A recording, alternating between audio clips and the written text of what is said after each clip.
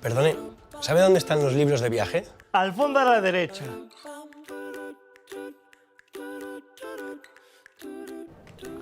Al fondo a la derecha. ¿Me has entendido? Sí. ¿Cómo te gusta que te llamen persona sin para abreviar o especial? Juan. Me gusta que me llamen Juan. ¡Especialito! Hola, especialito. Mira qué estiradito camina el especialito. ¿A dónde vas con tus amigos los especialitos? ¡Especialito! ¡No te vayas! ¡Quédate con nosotros! ¡Especialito! Ya saben lo que van a tomar. Lentejas y pescado.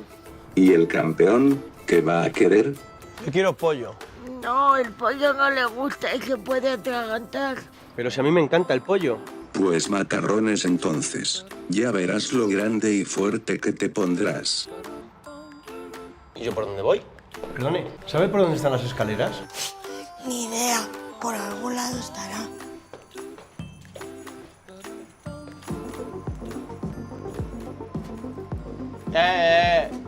¿Dónde vais? No, hable así, especial. Tú puedes pasar, pero tu amiguito no. Pero si lo único que queremos es pasarlo bien.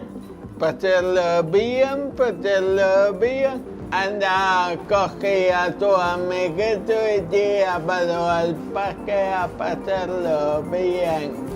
Le hemos cogido en prácticas para colaborar con personas en su misma situación. ¿Le vas a contratar? ¿Contratar? Ni de coña.